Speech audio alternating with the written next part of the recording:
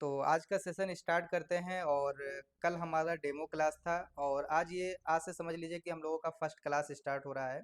तो ये भी एज अ डेमो क्लास ही है। पहले क्लास में हम लोग स्टार्टिंग करेंगे, सारी चीज़ें हम लोग जीरो से सीखेंगे। कहाँ से स्टार्ट करना है, कैसे क्या करना है, पूरा A to Z हम लोग बेसिक से आज सीखने जा रहे हैं। तो देखिए, जो लोग भी पीएलसी सोच के ज्वाइन किए होंगे तो थोड़ा सा पेशेंस रखिएगा। अप्रॉक्स 5 से 10 क्लास जो हमारा आरएलसी का हो जाता है, कहने का मतलब जब जितने भी हमारे ग्रुप के स्टूडेंट्स होते हैं वो लोग सेटिस्फाइड हो जाते हैं कि नहीं सर अब आरएलसी क्लियर है।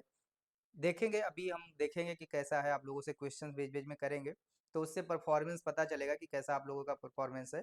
तो जैसा भी होगा तो उस हिसाब से आरएलसी को थोड़ा फास्ट खींचेंगे। अगर आरएलसी फास्ट करेंगे तो भी 4 से 5 क्लास में आरएलसी एंड हो जाएगा। लेकिन अगर आप लोग थोड़ा सा स्लो रहेंगे, वो आपको जब मैं क्वेश्चंस करूंगा तो उससे पता चल जाएगा कि क्या लेवल है, और आपको भी उस बात से समझ में आएगा कि नहीं सर थोड़ा सा हमको स्लो चलिए। क्योंकि हमारा मेन टारगेट ये नहीं होता है कि 3 महीने 4 महीने में कोर्स खत्म करके आपको हटाएं। आप लोग हमसे जुड़े हैं बहुत एक्सपेक्टेशन के साथ में। तो मेरा भी यही टारगेट है कि आप लोग बेहतरीन तरीके से पूरा सीखें, भले ही 3.5 महीने की जगह 4 महीना लगे, 5 महीना लगे। और जो मैंने कल बताया था सारी चीज़ें तो बता ही दिया था, अब तो कुछ बताना बचा नहीं है। तो हम लोग सेशन स्टार्ट करते हैं। ओके, जिसका भी जो भी क्वेश्चंस होगा तो हमसे पूछिएगा, तुरंत में उठा के पूछिएगा, कोई इशू नहीं है। तो 1 मिनट पहले ऐड कर लेते हैं किसको। ठीक है रमेश जी। ठीक है रमेश जी, तो अभी जस्ट क्लास स्टार्ट हुआ है, आप बिल्कुल टाइम से ही हैं। तो अब हम लोग सेशन शुरू करते हैं।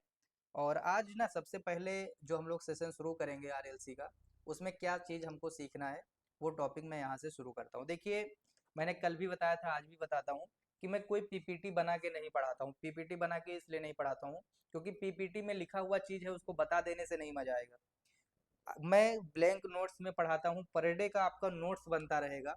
और ये नोट्स पर डे का आपको आपके लेक्चर के साथ मिलता रहेगा। जैसे मान लीजिए कि आज हमारा आरएलसी का जो भी क्लासेज होगा, जो भी नोट्स होगा वो आपको जस्ट यहाँ पे मिल जाएगा। मतलब ऐसा नहीं कि आपको डेली का नोट्स जो है बनाना पड़ेगा, ऐसा नहीं है। ठीक है। तो अगर आप चाहेंगे तो इसको प्रिंट आउट कर सकते हैं, आप चाहेंगे तो इसको अपडेट कर सकते हैं, वो आपके ऊपर डिपेंड करता है कि मतलब आप कैसे चाहते हैं, प्रिंट आउट करना चाहते हैं कि नहीं करना चाहते हैं। ओके। तो अपना जो टॉपिक स्टार्ट हो रहा है, आज आरएलसी का टॉपिक स्टार्ट हो रहा है। अब इस आरएलसी में जब हम इंटर करते हैं तो बिल्कुल जीरो पॉइंट से चलेंगे। सबसे पहले हम लोग सीखेंगे सप्लाई के बारे में। ओके। अगर मान लीजिए जो मैं लिख रहा हूँ किसी को अगर ना समझ में आएगा जो लिखा हुआ है तो बोलिएगा, थोड़ा और क्लियरिटी से लिखेंगे, है ना। वैसे तो क्लियरिटी से लिखता हूँ ताकि पूरा अच्छे से समझ में आ जाए। तो जब हम सप्लाई पे बात करते हैं, क्योंकि जब भी हम इंडस्ट्री में इंटर करेंगे, इलेक्ट्रिकल फील्ड में इंटर करेंगे, तो सबसे पहला पॉइंट हमको किसी भी चीज़ को ऑन ऑफ करने की, किसी भी डिवाइस की कंट्रोलिंग करने के लिए सबसे पहली चीज़ सप्लाई की ज़रूरत पड़ेगी। अब अगर हमको सप्लाई का नॉलेज नहीं है कि कहाँ पे हमको एसी सप्लाई देना है, कहाँ पे डीसी सप्लाई देना है, या सप्लाई कैसे कैसे कितने टाइप के होते हैं, तो हम शायद इस चीज़ को नहीं कर पाएंगे। तो सप्लाई को ना मैं दो कैटेगरी में डिवाइड करता हूँ, जो कि ऑटोमेशन फील्ड में हम लोग काम कर रहे हैं अपने एक्सपीरियंस के बेसिस पे। जो भी मेरा पढ़ाया हुआ आपको मिलेगा, कोई बुक से नहीं मिलेगा। जो मेरा पर्सनल एक्सपीरियंस है और जो फील्ड में हम देखते हैं उस लेवल की चीज़ें आपको देते हैं ताकि आप फील्ड में उस चीज़ पे काम कर पाएँ। देखो, सप्लाई को हम हमेशा दो कैटेगरी में डिवाइड करते हैं। एक हो गया आपका एसी टाइप और दूसरा हो गया आपका डीसी टाइप। ठीक है। देखिए, डीसी टाइप सप्लाई में आपको भी पता होना चाहिए कि जो डीसी टाइप होता है सप्लाई कुछ इस तरीके से शो किया जाता है। इसमें जो एफ की वैल्यू होती है जीरो होती है। एफ क्या चीज़ है? फ्रीक्वेंसी। मतलब यहाँ पे आपका कोई भी फ्रीक्वेंसी नहीं होता है, फ्रीक्वेंसी की वैल्यू जीरो होती है डीसी टाइप में। एसी टाइप में जब भी बात आता है तो ये इसका जो है कुछ साइन वेव इस तरीके से होता है, मतलब इसमें जो करंट का फ्लो होता है साइन वेव में होता है। और जो साइन वेव में करंट का फ्लो होता है इसमें एफ की वैल्यू कितनी होती है? 50 हर्ट्ज होती है। एसी को बोलते हैं हम लोग अल्टरनेट करंट या अल्टरनेटिव करंट। ओके। एसी को क्या बोलते हैं? Alternative current. और डीसी को हम लोग बोलते हैं डायरेक्ट करंट। ओके। अब ये जो अल्टरनेटिव करंट है ये दो टाइप से डिवाइड किया गया इंडस्ट्री लाइन में। जो एसी है इसको दो टाइप से डिवाइड किया गया। एक आपका डिवाइड किया गया सिंगल फेज में। ओके। एक आपका सिंगल फेज में डिवाइड किया और दूसरा आपका थ्री फेज में डिवाइड किया गया। जब कभी सिंगल फेज की बात आएगी, अच्छा डीसी टाइप में क्या है? डीसी टाइप में 0 वोल्ट से लेके 0 volt, 1 volt, 2 volt, 3 volt, 4 volt, 5 volt और ऐसे 500 600 1000 वोल्ट तक भी जाता है। जैसे ड्राइव वगैरह हमारा चलाना होता है, बहुत सारा बीएफडी डीसी से चलता है, तो डीसी में 600 वोल्ट देते हैं, ठीक है, 500 वोल्ट देते हैं। अलग अलग कंडीशंस पे अलग अलग वोल्ट देने की ज़रूरत पड़ती है, तो उसके हिसाब से जो है हम लोग यहाँ पे सप्लाई देते हैं। ओके। अब बात आता है यहाँ पे, जब एसी या डीसी टाइप सप्लाई की बात आती है, तो जब एसी में हम बात कर रहे थे सिंगल फेज की, कि भाई सिंगल फेज क्या चीज़ है। देखिए, जब हम कहीं भी सर्किट को मेजर कर रहे होते हैं, तो जहाँ पे 220 वोल्ट मतलब 215 से लेकर के और 240 वोल्ट के बीच में अगर हमको सप्लाई मिल रहा है, और एक लाइन और एक न्यूट्रल का टर्मिनल अगर है, तो वो हमारा आएगा सिंगल फेज में। ओके। और थ्री फेज में क्या होता है, थ्री फेज में हमारे पास तीन फेज होते हैं। एक आर फेज होता है, वाई फेज होता है, और वी फेज होता है। ये जो आर और वाई और बी फेज जो है, ये आपका हर फेज में 220 वोल्ट होता है। ओके। 220 मतलब 215 से 240 ही होता है, लेकिन एवरेज यहाँ पे 220 को लिया जाता है, तो 220 वोल्ट होता है हर फेज में। ओके। अब ये 220 वोल्ट होता है, तो ऐसा नहीं कि मतलब ये आपका 660 बन जाएगा, ठीक है। आपका जो थ्री फेज में सप्लाई होता है, हर फेज में 220 वोल्ट होता है। जब किसी दो फेज के बीच में हम मेजर करते हैं, तो हमको 415 से लेकर के 440 वोल्ट के बीच में सप्लाई मिलता है। मतलब जो थ्री फेज सप्लाई होता है वो 415 से लेकर 440 वोल्ट होता है। जो सिंगल फेज होता है वो हमारा लाइन और न्यूट्रल होता है। अब थ्री फेज का यूज कहाँ पे करते हैं और सिंगल फेज का यूज कहाँ पे करते हैं, ये बात समझना जरूरी है। देखिए, जितनी कंट्रोलिंग सर्किट अपनी बनाई जाती है, जैसे किसी मोटर को स्टार्ट स्टॉप करना है, किसी प्रोसेस को ऑन ऑफ करना है, किसी इंडिकेटर को ऑन करना है, वो सारी चीज़ें हमारी सिंगल फेज से होती हैं। लेकिन जब कोई लोड को हैवी लोड चलाना होता है, मतलब जितना पावर का काम होता है, वो आपका थ्री फेज से होता है। सीधा सीधा हम थ्री फेज को ना एज अ पावर सर्किट में डिफाइन कर सकते हैं, और जो अपना सिंगल फेज होता है वो कंट्रोलिंग के लिए यूज होता है, ठीक है। कंट्रोल सर्किट हम यहाँ पे बोल सकते हैं। तो जो आपका सिंगल फेज है वो कंट्रोल में यूज होता है, और जो आपका पावर सर्किट है उसमें आपका थ्री फेज यूज होता है। चाहे आप थ्री फेज स्टार्टर मोटर चलाने के लिए बात करें, चाहे आप बड़े बड़े कोई भी मशीन को चलाने की बात करें, तो वहाँ पे आप देखेंगे थ्री फेज ही यूज होता है। ये तो सप्लाई की बात हो गई। ओके, कि जब सप्लाई की बात आती है तो वहाँ पे आपका सिंगल फेज और थ्री फेज यूज होता है। अब थोड़ा सा हम बात करते हैं, जब हमारा सप्लाई चाहे सिंगल फेज है या थ्री फेज है, ओके, तो उसमें एक मिनट, किसी को ऐड कर लेते हैं भाई,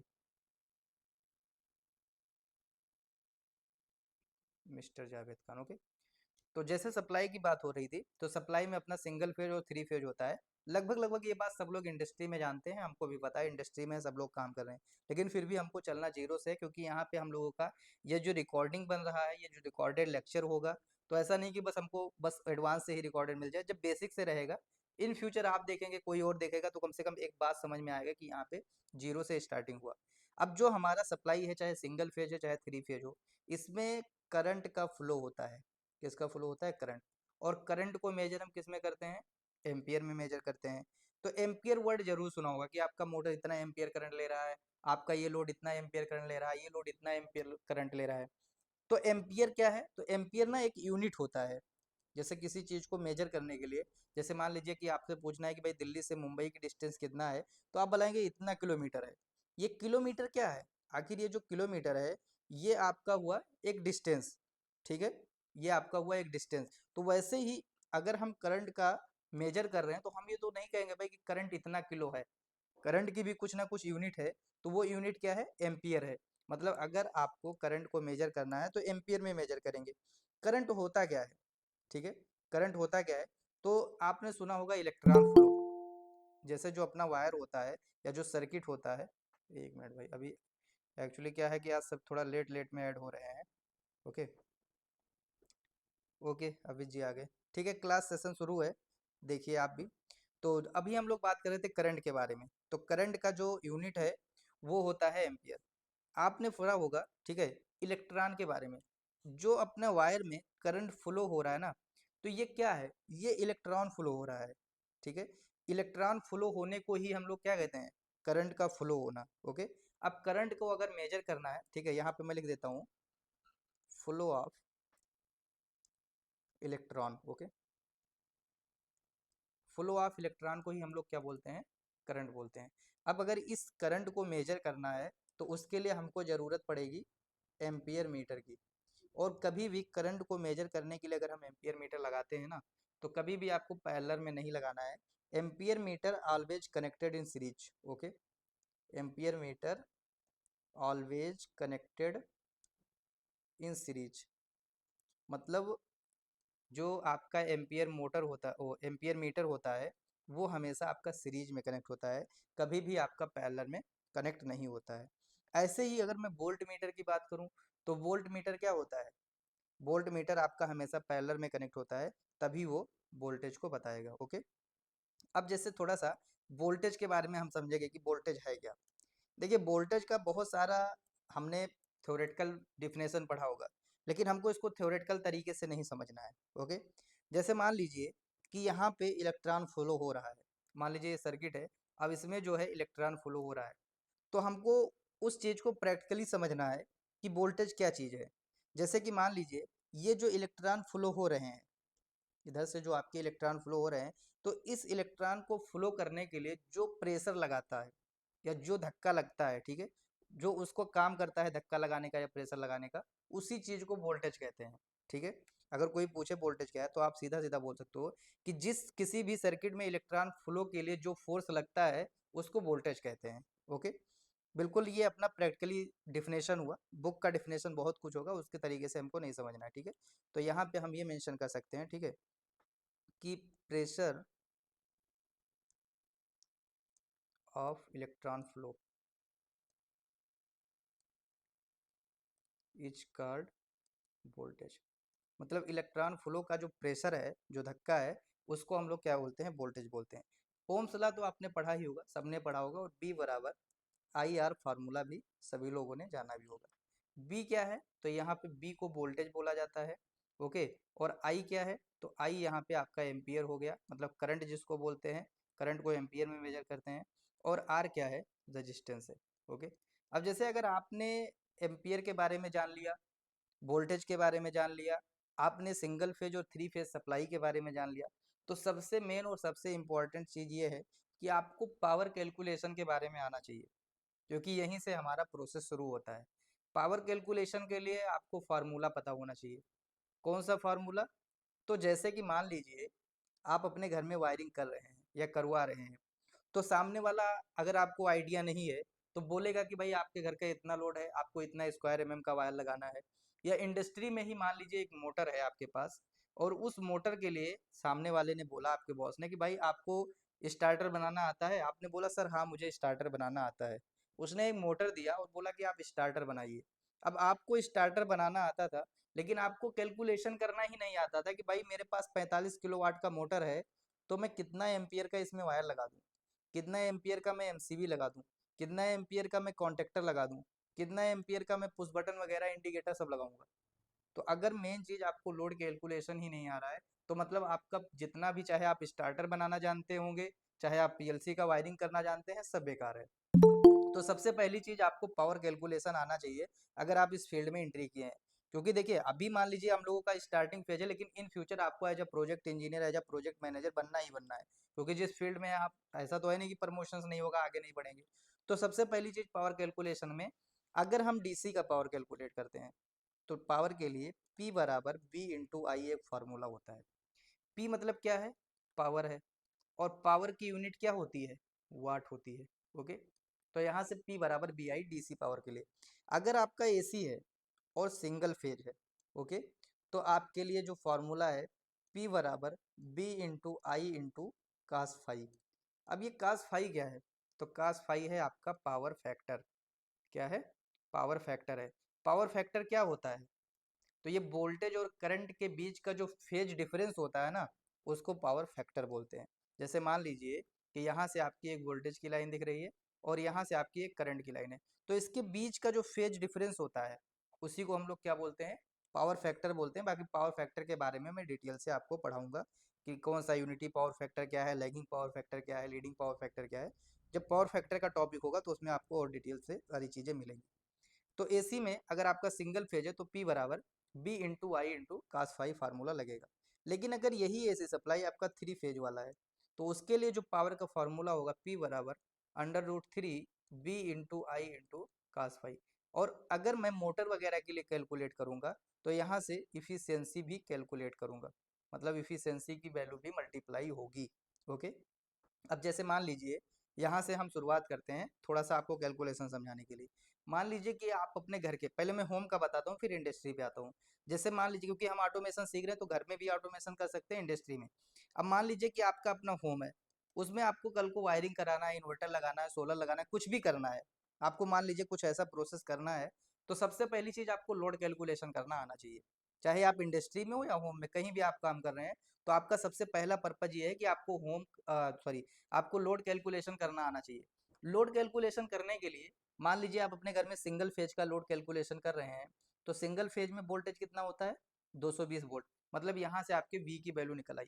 मान लीजिए आपके घर में 5 एलईडी है। ओके, आपके घर में 2 फैन है, एक मान लीजिए आपका फ्रिज है, एक कूलर है। ओके, मान लीजिए ऐसे ऐसे आपके पास बहुत सारा इंस्ट्रूमेंट है। मान लीजिए 5 एलईडी आप 25 वाट का लगा रहे हो, 5 वाट का लगा रहे हो, तो टोटल 25 वाट बन गया आपका।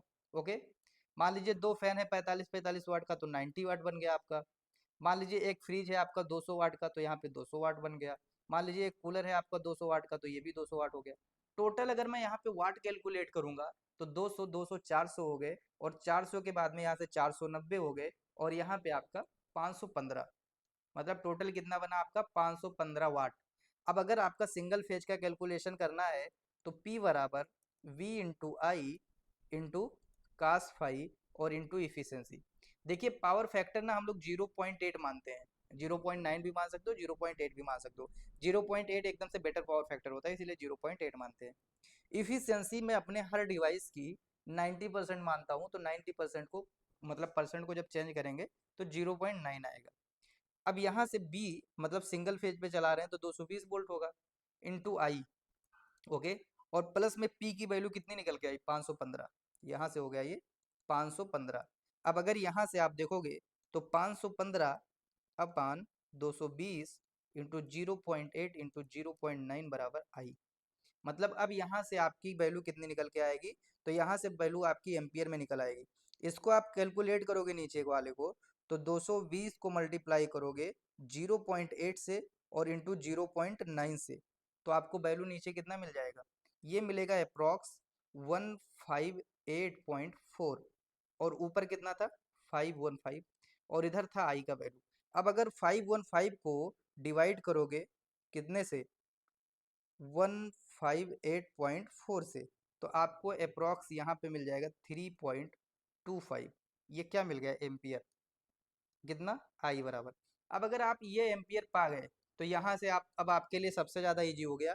यहाँ से आप केबल का भी सिलेक्शन कर सकते हैं, यहाँ से आप एमसीबी का भी सिलेक्शन कर सकते हैं, यहाँ से आप किसी भी डिवाइस का सिलेक्शन कर सकते हैं। ये हो गया सिंगल फेज के लिए। अब बात आती है थ्री फेज की, जो कि इंडस्ट्री में यूज होता है, इंडस्ट्रियल यूज के लिए हम लोग यूज करते हैं। जैसे मान लीजिए कि आपके पास एक थ्री फेज इंडक्शन मोटर है। कौन सा? Three phase induction motor. अब देखो थ्री फेज इंडक्शन मोटर पे तो किलोवाट मेंशन होता है। मान लेता हूँ कि ये अपने पास मोटर जो है 1 किलोवाट का है। कितने किलोवाट का है? 1 किलोवाट का है। और थ्री फेज इंडक्शन मोटर होगा तो वोल्टेज कितना होगा? 415 होगा। ठीक है, ये जो 1 किलोवाट है ये किसकी वैल्यू है? पी की वैल्यू है। तो जब पी को हम किलोवाट में है तो किस में चेंज करेंगे? वाट में चेंज करेंगे। या मान लीजिए किलोवाट नहीं, मोटर अक्सर एचपी में होता है। ठीक है, तो मान लीजिए हमारा 1 एचपी का मोटर है। कितना? 1 एचपी का मोटर है। तो अक्सर जब एचपी में दिया होता है तब फिर कैलकुलेशन में अगर मान लीजिए नहीं आइडिया है, तो फिर सोचना पड़ता है यार 1 एचपी कितना एम्पियर करंट लेगा। अब अगर एचपी में है तो इसको हम किस में चेंज करेंगे? वाट में। और 1 एचपी में कितना वाट होता है? 746 वाट होता है। बोलिए भाई, 1 एचपी में कितना वाट होता है? 746 वाट होता है। वोल्टेज थ्री फेज का 415 मिल गया आपका। उसके बाद में यहाँ से आपको मान लीजिए कि थ्री फेज का निकालना है वैल्यू। ठीक है, पी बराबर, तो under root 3 into B into I और इंटू कास फाइव। ओके, और यहाँ से इफिशियंसी हो जाएगा। अंडर रूट 3 को मैं ऐसे ही रहने देता हूँ, इंटू वी की वैल्यू हो जाएगी 415, और यहाँ से आई की वैल्यू निकालना है। कास फाइव हो जाएगा 0.8 और 0.9। पावर की वैल्यू कितनी हो जाएगी? तो यहाँ से 746 हो जाएगा। कितना हो जाएगा? 746 हो जाएगा। अंडर रूट 3 की वैल्यू कितनी होती है? तो यहाँ पे हो जाएगा 746 इक्वल टू 1.732 मान लेते हैं, इंटू 415, और यहाँ से फिर इंटू आई इंटू 0.8 इंटू 0.9। इधर वाले को सबको आप मल्टीप्लाई कर लीजिए। तो यहाँ से मैं मल्टीप्लाई कर रहा हूँ 1.732 इंटू 415, ओके, और फिर इंटू करेंगे 0.8 इंटू 0.9। तो आपकी जो वैल्यू है ये अप्रॉक्स आ जाएगी 517.52 इंटू आई अपान 746। अब 746 को 517.52 से डिवाइड करेंगे, जो वैल्यू आएगी तो मतलब आपका 1 HP का मोटर उतना एम्पियर लेगा। तो यहाँ से डिवाइड कर देते हैं भाई। तो 746 डिवाइड 517 मतलब अप्रॉक्स आपका 1.44 एम्पियर करंट लेता है। कितना? अगर आपका 415 वोल्ट पे मोटर चल रहा है और अगर आपके पास 1 HP का मोटर है, अगर पावर फैक्टर 0.8 है, मोटर की इफिशियंसी 0.9 है, तो आपका 1.44 एम्पियर करंट लेगा। अगर यही मोटर की इफिशियंसी 0.8 हो जाए, 0.85 हो जाएगा, तो एम्पियर थोड़ा सा बढ़ जाएगा। ये बात ध्यान रखिएगा। ओके, इतना बात क्लियर है? अभी तक जितना भी टॉपिक हुआ, चाहे आपका सिंगल फेज का पावर कैलकुलेट करने का हुआ, चाहे 3 फेज का पावर कैलकुलेट करने का हुआ, डीसी का तो बिल्कुल ईजी है, P बराबर BI से इन दोनों का कैलकुलेशन किया तो आपको उसका आइडिया लग ही गया होगा। तो मतलब जितना टॉपिक अभी हुआ, अगर इससे रिलेटेड कोई भी किसी को कन्फ्यूजन है, कोई क्वेश्चन है तो पूछिए, नहीं तो फिर हम लोग आगे की तरफ बढ़ते हैं। ओके। सर इंडक्शन के बारे में बताएं थोड़ा, आपने बोला ना इंडक्शन मोटर है, जी, इंडक्शन। इंडक्शन मोटर में क्या होता है, जैसे मोटर जो है, मोटर का टॉपिक में पढ़ाऊंगा, लेकिन आपने पूछा तो मैं थोड़ा सा बता देता हूँ। मोटर जो है 2 टाइप के होते हैं, ओके। एक होता है जी जी। आपका डीसी टाइप, ओके, और एक होता है एसी टाइप। डीसी में आपका डीसी शंट आता है, डीसी कैपेसिटर होता है, मतलब मैं पढ़ाऊंगा उसका टाइप। अब एसी में आते हैं, तो एसी में मोटर को 2 कैटेगरी में डिवाइड किया गया है। ठीक है, अगर फेज के हिसाब से देखा जाए तो सिंगल फेज और 3 फेज। और जो अपने इंडस्ट्री में यूज होता है, ठीक है, तो 3 फेज में भी 2 कैटेगरी में होता है। एक सिंक्रोनस नाम सुना होगा आपने, ठीक है, और एक एसिंक्रोनस नाम सुना होगा। ठीक है, ये जो एसिंक्रोनस टाइप होता है यही आपका इंडक्शन मोटर होता है। अब इंडक्शन में भी आपका एक परमानेंट मैग्नेट टाइप आता है, ठीक है, और एक परमानेंट मैग्नेट टाइप नहीं होता है। तो जब मैं मोटर पढ़ाऊंगा तो मोटर कम से कम 10-15 टाइप के हैं, ओके, जिसका कम से कम 1-2 क्लास चलेगा, तो वहां पे सारी बातें क्लियर हो जाएंगी। तो यहाँ पे इंडक्शन मोटर का मतलब आपको ये समझना है कि ये 3 फेज इंडक्शन मोटर, मतलब 3 फेज पे चलता है। जो मोटर हमारे इंडस्ट्री में लगा रहता है, जो स्टार्टर के थ्रू चलता है, जो BFD के थ्रू चलता है, मैक्सिमम मान के चलिए 80% जो है इंडक्शन मोटर ही यूज होता है इंडस्ट्री के अंदर। ओके, इसीलिए बार बार इंडक्शन मोटर की बात आती है। Okay. Okay okay sir. Okay, और भाई किसी का कुछ सस्पेंस है तो पूछिए, नहीं तो फिर आगे चलते हैं हम लोग। है किसी का कुछ और पॉइंट? बोलिए। किसी का? 2 मिनट 3 मिनट बीच में जरूर एक टॉपिक खत्म करने के बाद मैं टाइम देता हूँ, ताकि कुछ सस्पेंस है तो उस टॉपिक से रिलेटेड पूछिए, और अगर नहीं सस्पेंस है तो फिर हम लोग आगे बढ़ते हैं। ओके। सर जी जी बोलिए। सर बोल रहे थे कि जैसे 1.44 एम्पियर आया ना सर, 1 HP मोटर के लिए जी जी हमारा करंट, जी। तो 1 एम्पियर कैपेसिटी वाला जो या तो फ्यूज या तो MCB लगाना पड़ेगा, या तो केबल का वो जो केबल, कैसे उसका हाँ, केबल डिसाइड करेंगे सर? कैलकुलेशन करना, आपको ना केबल कैलकुलेशन करना, मैंने आपको वहाँ जब ट्रेनिंग देने में आया था तब भी मैं उस टाइम पे आपको ये वाला टॉपिक पढ़ाया था, है ना, आपके ट्रेनिंग सेशन में। हम्म। याद है कि नहीं याद है? रोशन, तो अभी जो है सर अपना, उस हाँ सुनिए, अभी जो हाँ। है अपना जो टॉपिक चल रहा है, तो अगला 2-3 दिन में, मतलब जब भी अभी क्या है कि हम लोग कैलकुलेशन पढ़ रहे हैं, अभी हम लोग सिलेक्शन हम्म, टॉपिक पे नहीं पहुंचे हैं। मतलब जो डिवाइस का हम्म, सिलेक्शन करना हुआ, केबल का सिलेक्शन करना हुआ, अभी हमने सिर्फ हम्म, पावर निकालना सीखा है। अभी जब हम आगे पहुंचेंगे तो आपको ये भी बताएंगे कि अगर इतना एम्पियर आया तो इस पे हमको डिवाइस कैसे कैसे सिलेक्शन करना है, MCB कौन सा लेना है ना, सारी चीजें मैं इसमें हम्म। बताऊंगा। ओके। जैसे सर लोड का जो लेंथ डिस्टेंस बढ़ेगा तो केबल का लेंथ भी बढ़ेगा सर, तो उस हिसाब से भी जी मतलब उसका बिल्कुल होता होगा बिल्कुल ना सर बिल्कुल। कुछ? आपको सारी चीजें बताऊंगा कि ईयर में अगर केबल लगाना है तो कैसे लगेगा, डक्ट के अंदर लगाना है तो कैसे लगेगा, ठीक है, या यानी किसी और हम्म। मीडियम में आपको लगाना है तो आपको कितने एम्पियर पे कितना स्क्वायर mm का लेना पड़ेगा, सारी चीजें। और वो भी मैनुअल दि- से आपको पढ़ना सिखाऊंगा, कि अपने मन से आपको नहीं लेना है। जो भी जितना भी अच्छा वेंडर है, जैसे LNT हुआ, हैवेल्स हुआ, हम लोग ना जब भी केबल का सिलेक्शन करते हैं तो उनके मैनुअल से करते हैं। वो जो केबल का सिलेक्शन करोगे, कोई भी आपका उस सिलेक्शन को गलत नहीं ठहरा सकता है ना, तो वो चीज़ आपको सिखाऊंगा मैं, जो हम लोग करते जी हैं सर खुद जी। इंडस्ट्री में। जब अपना खुद का पैनल हम लोग बनवाते हैं, तो हम लोग उसी स्टैंडर्ड पे काम करते हैं, क्योंकि अगर उस स्टैंडर्ड पे हम काम नहीं करेंगे तो हमारा पैनल रिजेक्ट हो जाएगा। क्योंकि हर चीज़ का एक क्वालिटी डिपार्टमेंट होता है, और अगर उस क्वालिटी डिपार्टमेंट में कभी भी हमारा पैनल गलत पकड़ा गया तो कंपनी जो है अनरजिस्टर्ड कर दी जाएगी। ठीक है, जो पैनल बनाएगा वो भी और जो बनवाएगा वो भी। तो हमको इसीलिए स्टैंडर्ड का फॉलो करना ज़रूरी होता है। तो वो स्टैंडर्ड कैसे फॉलो करते हैं वो सारी चीज़ें मैं बताऊँगा। ओके। जी सर, जी सर, थैंक यू सर। और किसी का भाई कोई सस्पेंस है? नहीं तो आगे चलते हैं अब। ठीक है, अब देखिए, अगर पावर कैलकुलेशन हमने कर लिया तो अब हम चलते हैं कंपोनेंट की तरफ। क्योंकि जब भी हमको कोई भी डिवाइस पे काम करना है, कुछ भी, चाहे कंट्रोल सर्किट बनाना है, चाहे पावर सर्किट बनाना है, कुछ भी हमको करना है, तो हमको डिवाइस के बारे में नॉलेज होना चाहिए, कंपोनेंट के बारे में नॉलेज होना चाहिए। जैसे कि एक एग्जांपल मैं आपको बताता हूँ कि जैसे मान लीजिए आपको प्लेन चलाना है, तो डायरेक्टली आपको प्लेन चलाने को नहीं दिया जाएगा। पहले आपका उसका ट्रेनिंग होगा हर एक कंपोनेंट के बारे में, क्या है, क्या गियर है, क्या मतलब लैंडिंग गियर है, हर एक चीज़ के बारे में आपको समझाया जाएगा। फिर आप धीरे धीरे फ्लाइट के ड्राइवर बनेंगे। वही सेम चीज़ इस फील्ड में भी है कि अगर आपको ऑटोमेशन सीखना है, तो अभी के टाइम पे ऐसा है कि आपके साथ पैनल के सामने खड़े हो जाएंगे, तो हो सकता है उसमें से आप 50% कंपोनेंट के बारे में ही जान पाएँ, पहचान पाएँ। हो सकता है 50% कंपोनेंट आपको ना समझ में आए। तो वो चीज़ अपने मन से हमको दूर करना है, मतलब अपनी जो ये कमजोरी है इसको हमको दूर करना है। आप सभी लोग इंडस्ट्री में हैं, अब जब भी इंडस्ट्री में जाइए तो पैनल का आप इमेज कीजिए, ग्रुप में डालिए। हो सकता है कि आप कोई इंस्ट्रूमेंट या कोई डिवाइस नहीं समझ पा रहे हो कि पैनल में ये क्या लगा है, तो ग्रुप इसीलिए बनाया जाता है ताकि आप अपनी फील्ड वाली चीज़ों को, मैं पहले भी बताया, ग्रुप मैं इसीलिए क्रिएट करता हूँ ताकि आप अपनी फील्ड वाली चीज़ों को यहाँ पे ग्रुप में दे सकें, जिससे कि हम क्लास के स्टार्टिंग में या क्लास के लास्ट में उस पर डिस्कस कर लिया करेंगे। उससे क्या होगा कि आपकी जो प्रॉब्लम है वो भी सॉल्व होगी। आपके साथ साथ ग्रुप में बहुत सारे ऐसे लोग भी जुड़े हैं जो उतने इंडस्ट्री में नहीं घुसे हुए हैं। जैसे इसमें से बहुत लोग ऐसे हैं कि जिनका काफ़ी अच्छा एक्सपीरियंस है इंडस्ट्री में, बहुत लोग नए हैं। अगर प्रॉब्लम्स आप ग्रुप में शेयर करेंगे तो जो नए लोग हैं उनको भी सीखने में काफ़ी हेल्प मिलेगा, और उस प्रॉब्लम पे जब हम डिस्कस करेंगे तो नए लोगों को भी प्रॉफिट होगा। ठीक है, तो इसीलिए ज़रूर शेयर किया करिएगा।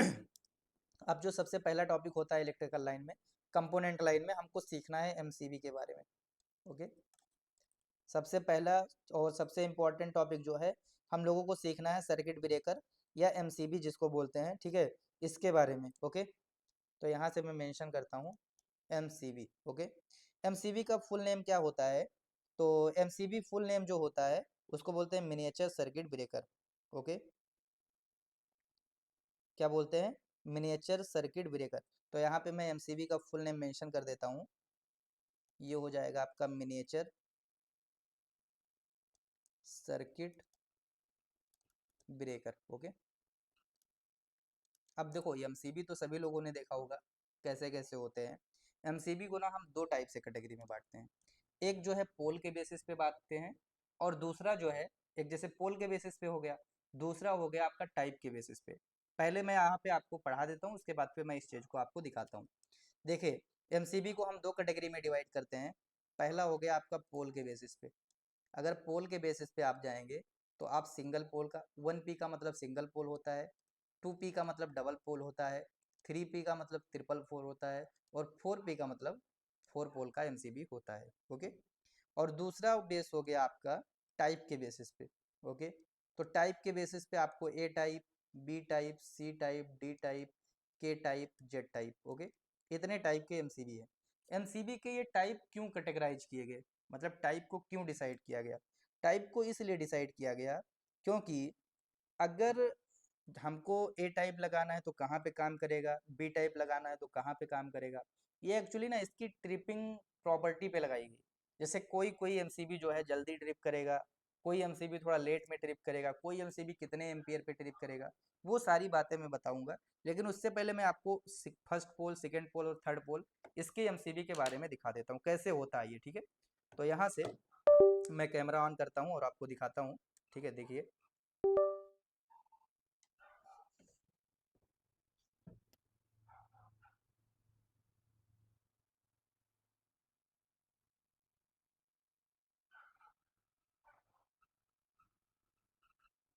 ओके, तो जैसा कि अभी आप देख सकते हैं ये पैनल जो आपको दिख रहा है। ओके, अगर स्क्रीन पे ना दिखे तो बताइएगा।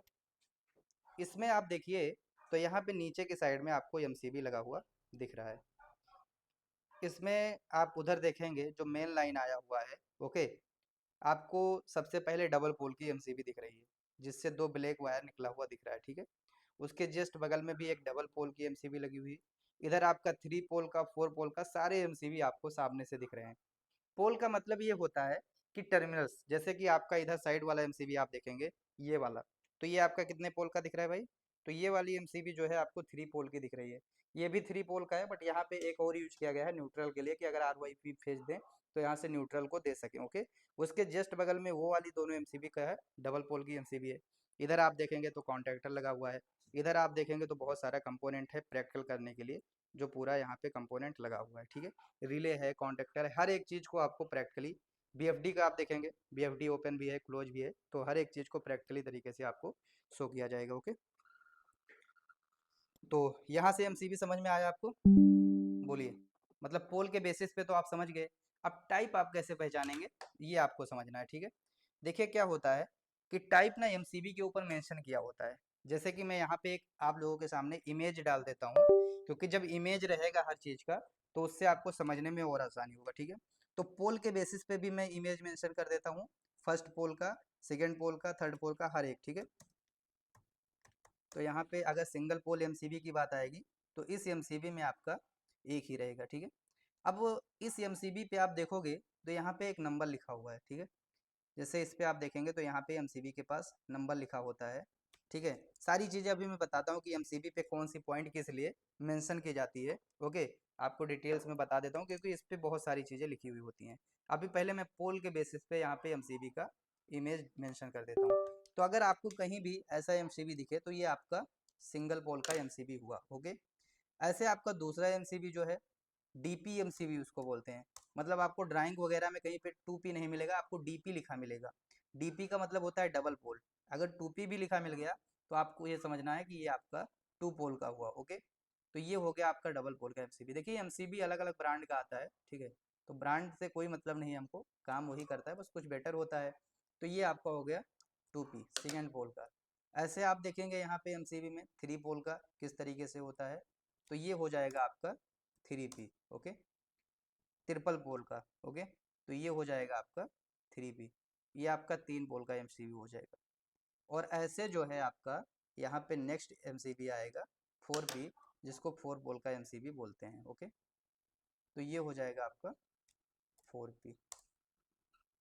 ओके, तो 4P में क्या होता है, ऐसे एमसीबी को ना हम लोग यूज करते हैं, जो हमको आरवाईबी फेज और न्यूट्रल फेज कनेक्ट करना होता है, तो हम लोग 4 पोल की एमसीबी को ले लेते हैं। अदरवाइज जो है यहाँ पे फर्स्ट पोल, सेकेंड पोल, थर्ड पोल, जैसी रिक्वायरमेंट है हमारी उस तरीके से लेते हैं। ओके, अब जैसे ये एमसीबी तो पोल के बेसिस पे हो गया, अब टाइप के बेसिस पे थोड़ा सा मैं डिसाइड करता हूँ। ओके, कि कौन से टाइप का क्या रेंज होता है और क्यों इसका यूज किया जाता है। ओके, देखिए एमसीबी में जैसे ए टाइप, बी टाइप हमने आपको बताया, इनका ना अपना एक ट्रिपिंग का रेंज होता है।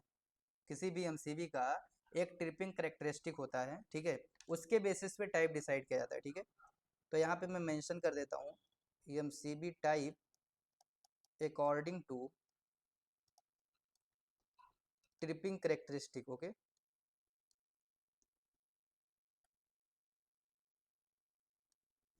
ट्रिपिंग करेक्टरिस्टिक के बेसिस पे जो है इसका क्या रेंज है उसके बारे में बात करते हो।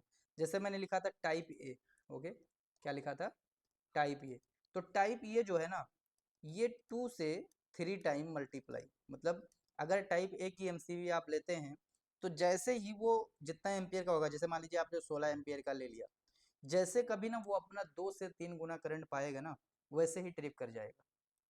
टाइप बी की अगर मैं बात करूं, ठीक है, तो बी टाइप का जो रेंज होता है 3 to 5 टाइम, मतलब 3 से 5 गुना।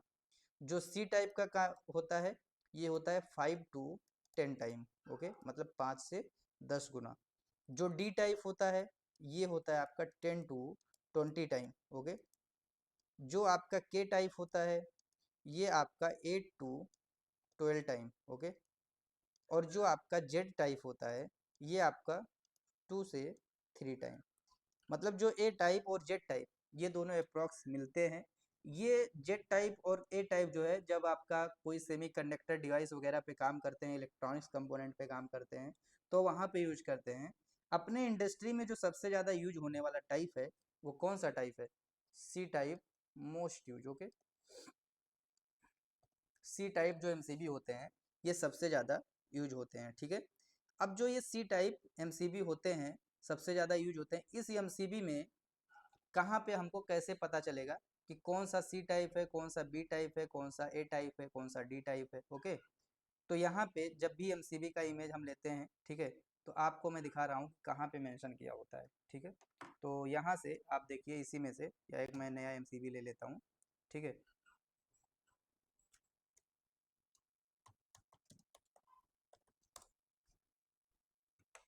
जैसे कि इस इमेज में आप देख सकते हैं कि हर एक एमसीबी पे मेंशन किया गया है कि कौन सा एमसीबी किस टाइप का है, इसमें आप देखेंगे, ठीक है।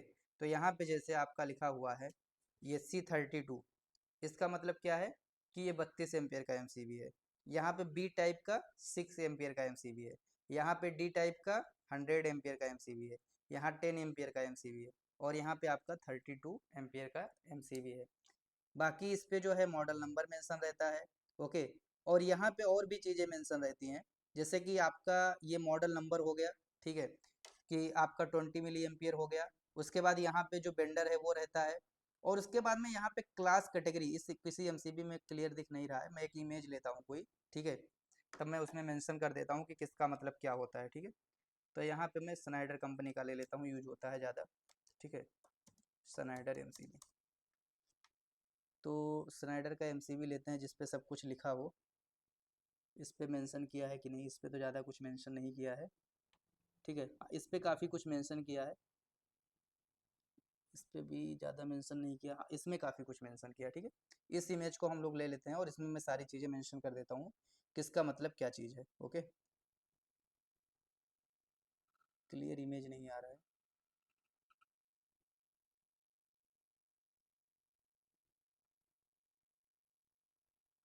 तो जैसे इस एमसीबी में ना बहुत सारी चीज़ें मेंशन की जाती हैं, आप देखोगे तो यहाँ पे तो पहले आपका एमसीबी का पॉइंट दिया हुआ है, इसको देख के तो समझ में ही आ जा रहा है कि ये क्या चीज़ है, ओके। अच्छा, उसके बाद में ये जो आपका सबसे पहले C60HC लिखा हुआ है, ये क्या है, ये आपका मॉडल नंबर हुआ, क्या हुआ, मॉडल नंबर हुआ। इसके जस्ट नीचे आप देखोगे तो ये क्या है, तो ये आपका करंट रेटिंग, मतलब ये कितने एम्पियर की है, 6 एम्पियर की। जो C6 लिखा है ना, ऊपर वाले पे मत जाना कि C6 लिखा है, नीचे आप देखिए C6 लिखा हुआ है, ये आपकी करंट रेटिंग हो गई, ओके। उसके जस्ट नीचे आप देखेंगे 415 वोल्ट, तो ये हो गया आपका वोल्टेज, ठीक है, ऑपरेटिंग वोल्टेज बोल सकते हो इसको, कि इतने वोल्टेज पे ये ऑपरेटिंग करेगा, ओके।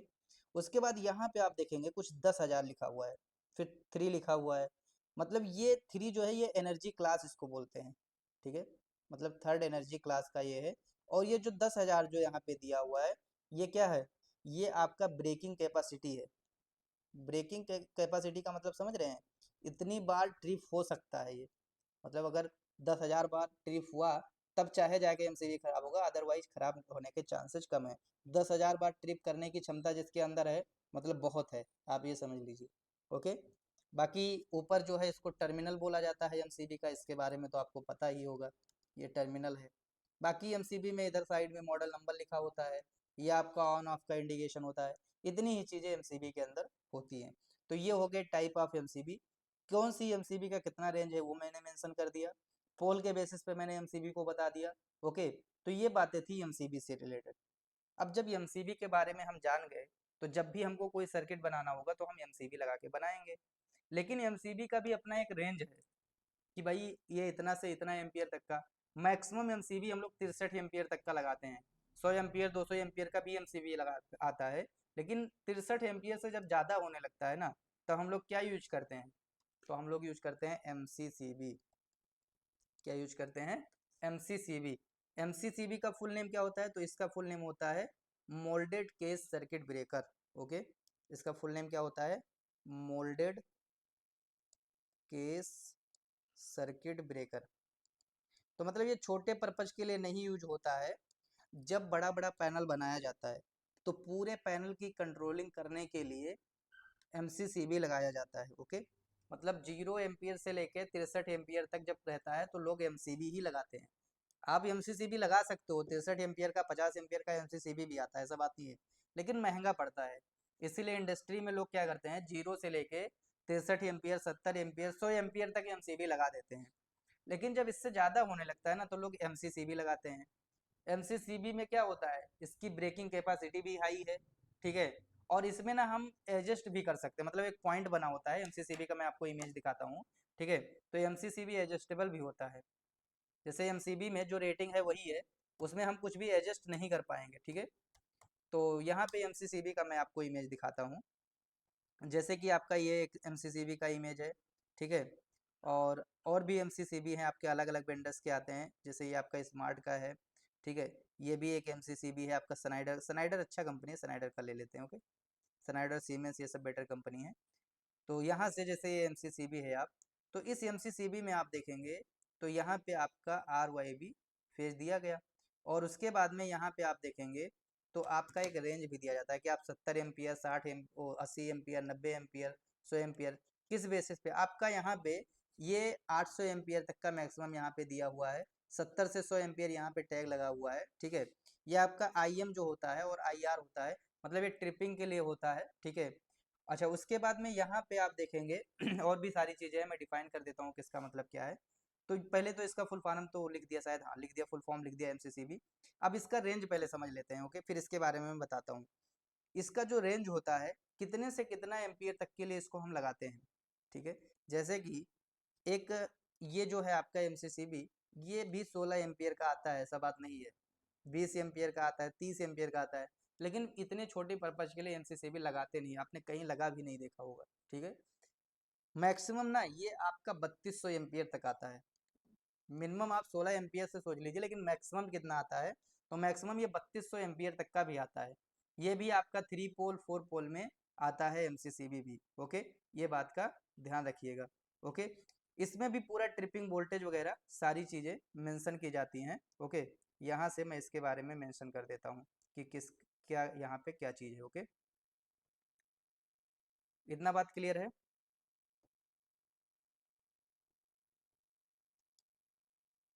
हेलो, आवाज़ जा रही है। ये इसमें आप देखो एमसीसीबी पहचानने का तरीका भी मैं बता देता हूँ। जितने भी एमसीसीबी आप देखोगे ना, तो यहाँ पे आपको एक ही पॉइंट ऑन ऑफ करने के लिए होगा। ये जो पॉइंट दिख रहा है, ये आपका ऑन ऑफ करने के लिए होगा, ओके। इसमें आप देखेंगे तो यहाँ पे यूआई लिखा हुआ है और यूआई एमपी लिखा हुआ है, मतलब ये इसका रेटिंग दिया हुआ है 690 वोल्ट, ठीक है। और ये सारी चीज़ें यहाँ पे मेंशन की हुई हैं। उसके बाद में यहाँ पे आपका वोल्टेज दिखा हुआ है, किलो एम्पियर के बेसिस पे दिया हुआ है, ठीक है। और यहाँ पे के एम्पियर दिया हुआ है, ठीक है। यूआई का मतलब होता है ना मैक्सिमम इंसुलेशन, यहाँ पे मैं लिख देता हूँ अदरवाइज कंफ्यूजन हो जाएगा। तो यूआई का मतलब होता है ये मैक्सिमम इंसुलेशन वोल्टेज की रेटिंग होती है, okay. Maximum insulation voltage rating, okay. क्योंकि ये यूआई लिखा होता है तो मतलब सामने वाला जो नया होता है उनके लिए, क्योंकि मैनुअल या तो आप खोल के पढ़िए तो वहाँ पे आप समझ पाएंगे। अगर आप मैनुअल नहीं खोलते हैं तो इसलिए ये सब चीज़ें समझने में थोड़ा सा मुश्किल होता है कि यूआई का मतलब क्या है। हमको भी हो रहा था स्टार्टिंग में, ऐसा बात नहीं, सबको होता है। तो कहने का मतलब ये है कि जब आप करेंगे काम तो सारी चीज़ें बातें क्लियर हो जाएगी। जैसे यू आई एम पी यहाँ पे 8 KB लिखा हुआ है, ठीक है। तो ये जब शॉर्ट ड्यूरेशन, जैसे कभी कभी शॉर्ट सर्किट होता है ना, तो उसमें क्या होता है, शॉर्ट सर्किट के टाइम पे हाईएस्ट आपका एक रेंज जाता है, तो उसके लिए ये आपकी लिमिट दी हुई है।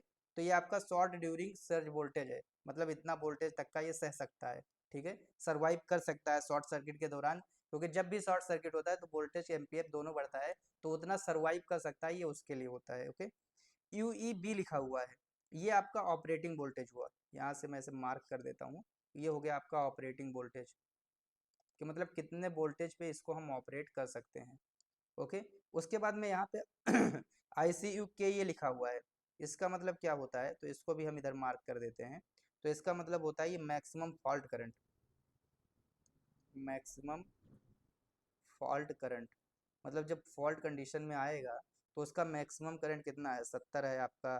30 भी, मतलब इतने वोल्टेज पे चलाएंगे तो इतना, इतने वोल्टेज पे चलाएंगे तो इतना, और इस वोल्टेज पे चलाएंगे तो इतना, मतलब यहाँ पे वोल्टेज भी मेंशन किया हुआ है, ठीक है। और आईसीएस के ये क्या है, जैसे क्या है, कभी जो है आपका शॉर्ट सर्किट हुआ, आपका सर्किट ब्रेक हो गया, तो ब्रेकिंग के बाद में दोबारा से यूजेबल रहेगा या नहीं रहेगा, उसके लिए जो है ये इसकी सर्वाइव कैपेसिटी है। मतलब अगर 70 एम्पियर तक है, 36 एम्पियर तक है, 18 एम्पियर तक है, अब उस टाइम पे शॉर्ट सर्किट किया तो क्या है, ये यूजेबल रहेगा। बट अगर इससे ज़्यादा चला जा रहा है तो हो सकता है कि आपका जो सर्किट ब्रेकर है वो काम लायक ना रहे। ओके, तो इसीलिए इसके बारे में जो है इतना जानना जरूरी था। तो ये हो गया एमसीसीबी। मतलब आप जो ऑटोमेशन में काम करेंगे उनको एमसीसीबी और एमसीबी के बारे में जानना बिल्कुल जरूरी है, क्योंकि पैनल में कंट्रोलिंग करने के लिए एमसीसीबी और एमसीबी लगा ही रहता है।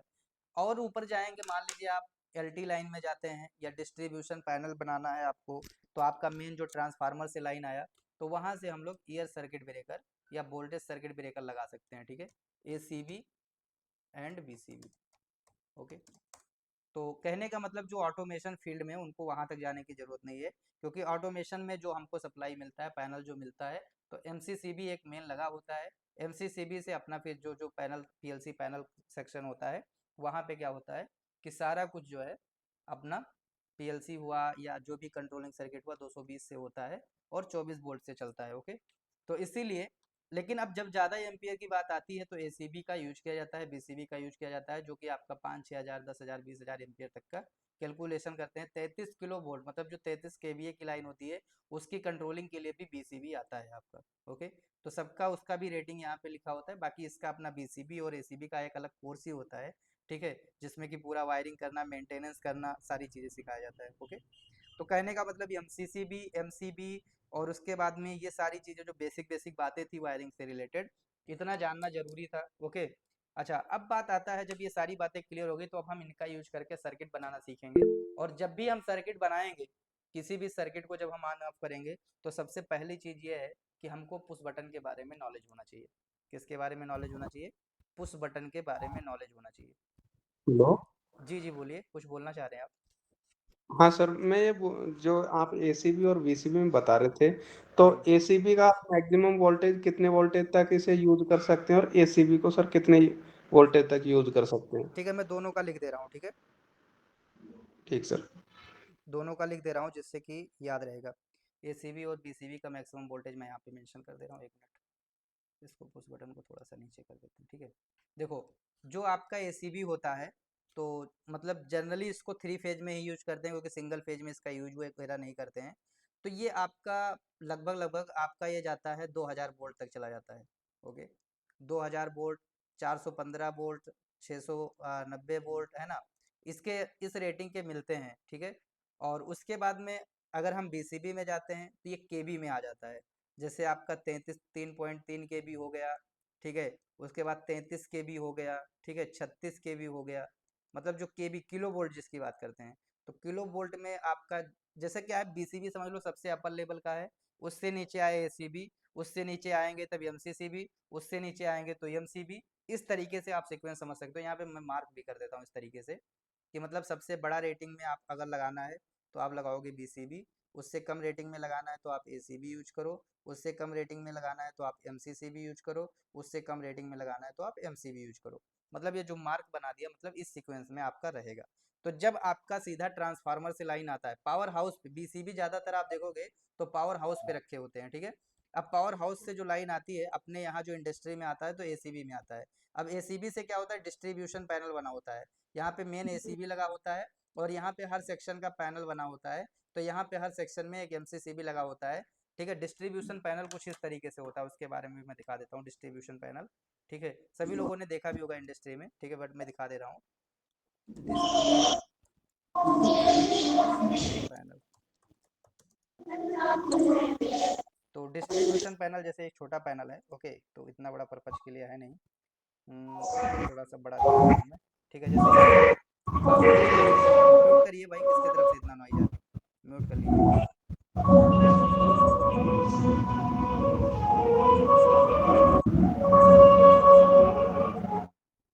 ओके, तो डिस्ट्रीब्यूशन पैनल मैं आपको दिखाता हूँ।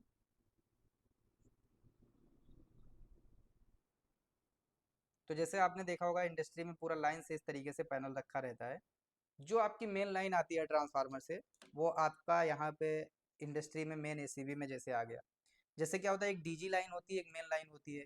यहाँ पे जो दो एसीबी लगा है, एक डीजी के लिए होगा, एक मेन के लिए होगा। ठीक है, तो डीजी लाइन आ गई, मान लीजिए मेन लाइन आ गई एक में। अब यहाँ से आप देखोगे तो हर एक सेक्शन बना हुआ है, और इसमें सब में जितना भी लगा हुआ है ना, सब में एमसीसी भी लगा होगा अपना, 1000 एम्पियर 2000 एम्पियर जैसे आपकी रिक्वायरमेंट है उस तरीके से। अब मान लीजिए आपके इंडस्ट्री में अलग अलग सेक्शन है, तो किस सेक्शन का लाइट ऑन करना है, किस सेक्शन का ऑफ करना है, यहाँ से आप ऑन ऑफ कर सकते हैं सारी चीज़ों का। ओके, तो अभी के टाइम पे डिस्ट्रीब्यूशन पैनल के रूम में भी पूरा स्काडा सिस्टम होता है कि वहाँ पे जाके नहीं ऑन करना होता है, कौन ऑन है कौन ऑफ है, पूरा रेटिंग सारा कुछ दिखाता रहता है। मल्टी फंक्शन मीटर सब में लगा होता है, सारा रीडिंग हमारे पास मिलता रहता है, स्काडा में सेव होता रहता है। इससे आपको पता चलता है कि पूरा मंथ में कितना बिजली कंजप्शन हुआ, हर चीज़ मतलब एक एक्यूरेसी मिल जाती है। ओके, तो ये तो अपना सारा सर्किट ब्रेकर से रिलेटेड था। अब आगे का जो ये हमारा तो आरएलसी शुरू हो रहा है, जी बोलिए। सर आप तो जैसे भी बता रहे हैं, ये तो जैसे मान ले ट्रांसफार्मर के बाद में आउटपुट हो गया ना, ट्रांसफार्मर से पहले तो वीसीबी यूज करी जाएगी ना हाई जी वोल्टेज जी, के लिए। बिल्कुल बिल्कुल बिल्कुल, ये जो अपने इंडस्ट्री में आता है ना, इंडस्ट्री के हाँ अंदर जब लेके आते हैं तो वहाँ पे ये पैनल लगा होता है, जैसे हाँ हाँ। डीजी से और अपना ये लाइन लेकर के आए। ट्रांसफार्मर के बाद में लो वोल्टेज पे यूज में लिया जाता है ना 440 पे।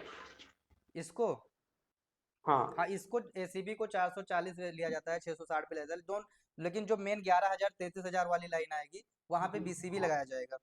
वहां पे वीसीबी जी लगाया बिल्कुल, जाएगा। वहाँ पे बीसीबी लगाया जाएगा, है ना। हाँ ओके, तो उसके बाद में अब जो अपना टॉपिक शुरू हो रहा है, पुश बटन का टॉपिक शुरू हो रहा है। मतलब अगर हमको कुछ भी वायरिंग करना है, कुछ भी बनाना है, तो हमको पुश बटन के बारे में आरएलसी में नॉलेज होना चाहिए। तो ये जो पुश बटन है, पुश बटन कितने टाइप से होते हैं ये बात समझना जरूरी है।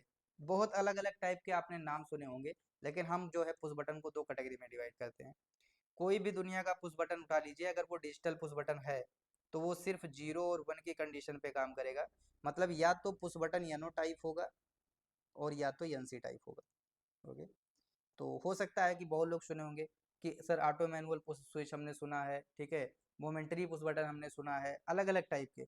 तो वो ना मैन्युफैक्चरिंग के बेसिस पे, मैन्युफैक्चरिंग और प्रॉपर्टी के बेसिस पे, ठीक है, आपने अलग अलग नाम सुना होगा। जैसे कि आपने नाम सुना होगा मोमेंटरी पुश बटन का। ओके, मोमेंटरी पुश बटन हो गया। आपने नाम सुना होगा टॉगल स्विच का। ओके, टॉगल स्विच में लिख देता हूँ। आपने नाम सुना होगा इमरजेंसी स्विच का, ठीक है, या इमरजेंसी पुश बटन का। आपने नाम सुना होगा सिलेक्टर स्विच का। Okay, selector switch. आपने नाम सुना होगा ऑटो मैनुअल स्विच। और ऐसे ऐसे करके ना मैं प्रॉपर्टी के बेसिस पे बात करूँ, हजारों टाइप के होंगे। कोई ये स्विच है, कोई ये स्विच है ना। लेकिन आप खुद से सोच के देखो कि स्विच कोई भी हो, चाहे इमरजेंसी हो, चाहे मोमेंटरी हो, चाहे टॉगल स्विच हो, चाहे इमरजेंसी पुश बटन हो, कंडीशन दो ही बनते हैं किसी भी पुश बटन में। कौन से कंडीशन?